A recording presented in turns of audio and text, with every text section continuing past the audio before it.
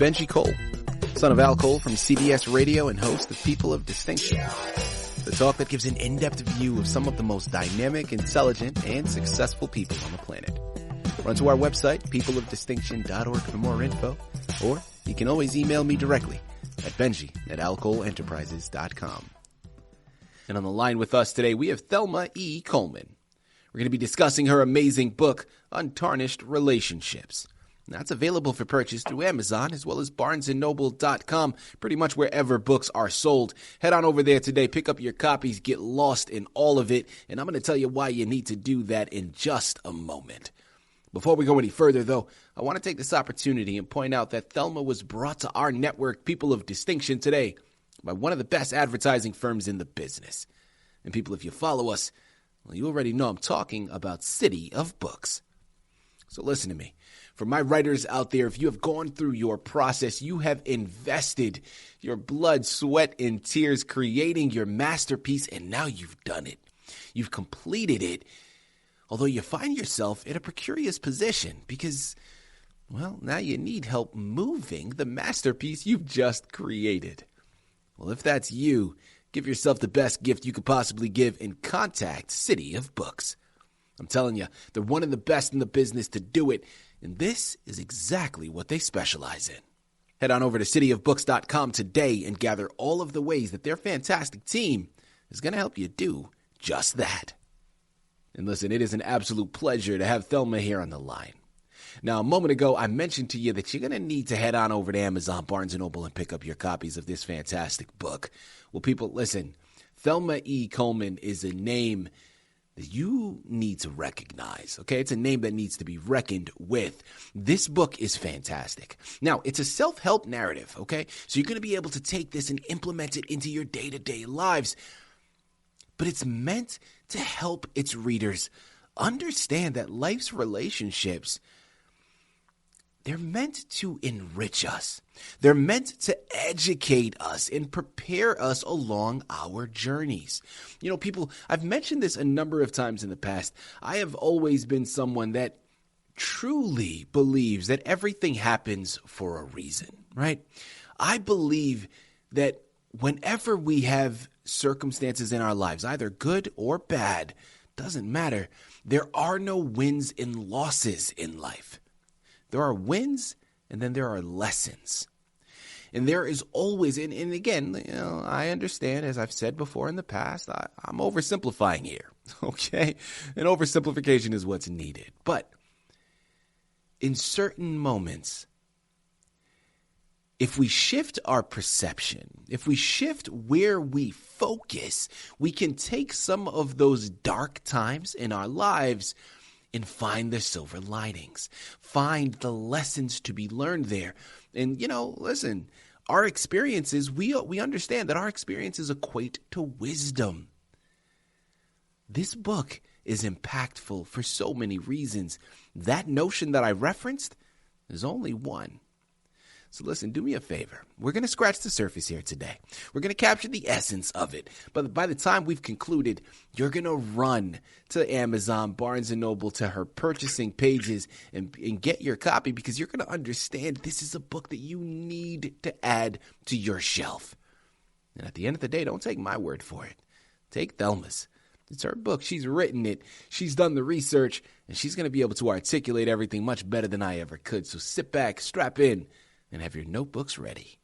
Thelma, first and foremost, welcome to People of Distinction, and thank you very much for being a guest. How are you doing today? Oh, I'm feeling fine. I'm really excited about this interview.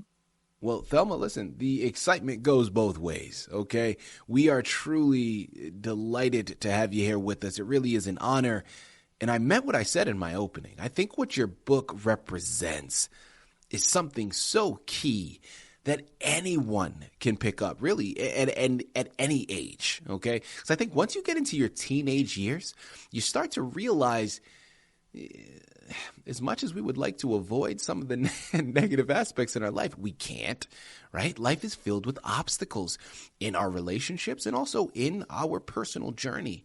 And I think your book and the education that it can give is something second to none. So it truly is a delight to have you here with us. Thank you for writing it.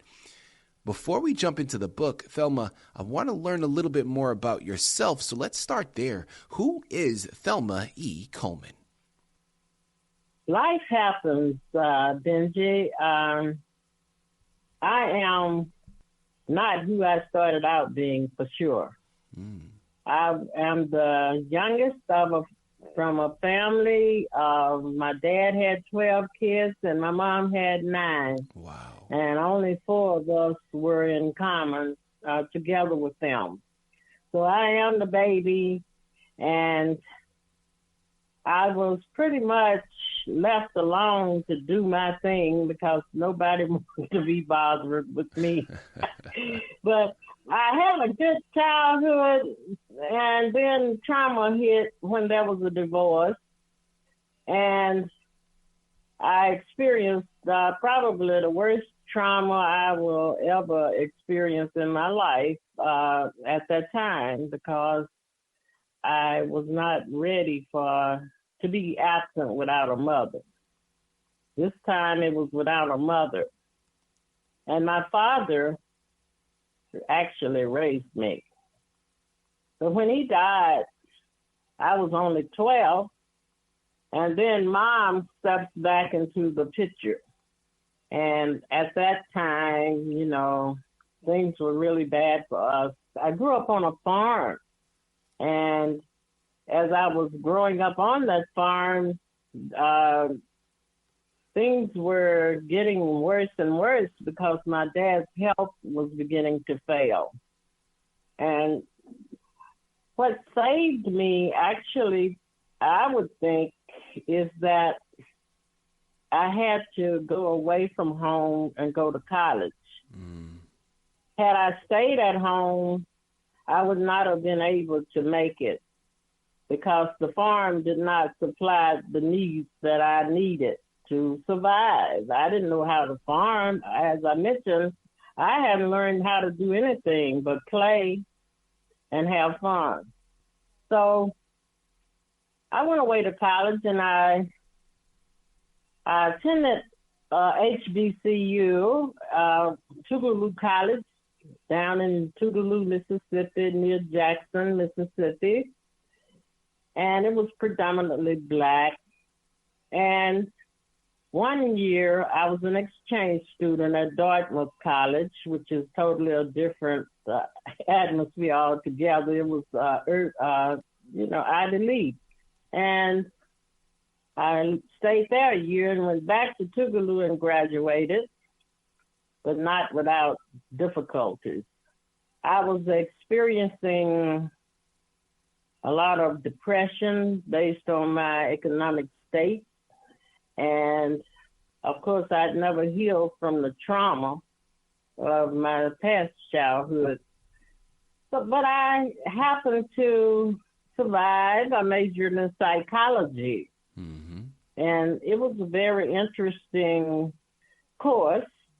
And I did not specialize in psychology because mainly what I was doing was surviving. I had to have an income, so I did things that were not related to my field. I went into the finance field because I happened to have a boyfriend who ushered me into that just so that I could make a little money to survive.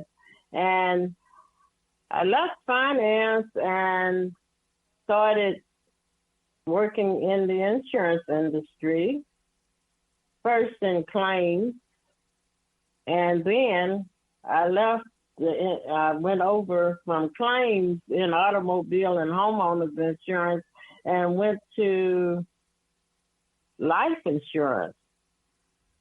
It was quite rewarding, but of course, life happens, and I'm married now, and my husband decides he wants to relocate. So we moved out to California, and California's insurance licensure is not reciprocal to Illinois. That meant I had to go back to school in insurance and take more courses, and I wasn't ready to do that. So I decided I'd go into just find something to do. I worked for the Internal Revenue Service for a while, and I left there and worked for Los Angeles Police Department in communication for a while. And then I decided that I wasn't doing well in my marriage, so I decided that I would go back home and live with my mother, who was in Jackson, Mississippi. In Jackson, I did some more insurance because I knew I could do that, and I did it pretty well.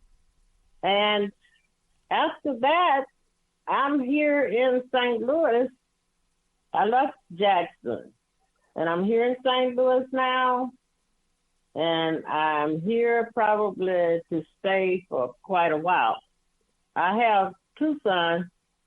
They're twins. And right now, I'm retired. When I was in St. Louis, I started working in my field, finally in social work, psychology, social work, all intertwined. And that's where I retired. I worked there about 15 years. Mm-hmm. So all of this time that I am making these changes in life, I'm developing this book in my head that I wanted to write, and I did my memoir as a result of that. That was my first book. But now I decided that I could have avoided a lot of the mistakes that I made in life had I realized that most of the mistakes I made were really my fault. There was nobody else's. I was the main culprit because I was sabotaging myself. I had not healed from trauma, and I needed to work on that. So here I am, still working on that. You said so many great things in that previous answer, but one of the most powerful is probably the way you just ended. By saying you came to the realization that a lot of the hardships that you had experienced, a lot of the mistakes that were made, you were that main culprit. You were the person that put yourself in a lot of those difficult scenarios. People, if that's not relatable content, I don't know what is, okay? How many of us can relate to that where, listen, in the moment, we might not want to acknowledge it, but when we take some time and we reflect, we often find that the precipice, that initial droplet that created the ripple effect started with us. We are at the center of it. And I think that says so much, A, from the standpoint of how it can just connect with your listening audience, but also on how once we realize that we are at the heart of so many issues, well, now we can better reflect. Now we can really dissect it and understand, hey, listen, it's okay. I may have been the cause of things. I may have made repeated effects. Because listen, here's the next thing, right? Life is long. Okay, life is long. I know there's that old adage of life is short, and I guess to certain degrees it is. But people, life is long. And for the majority of us that have the luxury of living us an extended lifetime, I'm talking into our 80s, into our 90s or above, we got to understand that we're going to make a lot of mistakes. And similar to when we are children and we make mistakes, that is okay. The key is to learn from them, to utilize those mistakes as lessons. Like I said earlier in the interview, there aren't losses, there are lessons. How do we grow and develop from that? I'm telling you, this is fantastic, and what a way to start. Thelma, without further ado, Untarnished Relationships. Tell us a little bit more about your book and what inspired you to write it.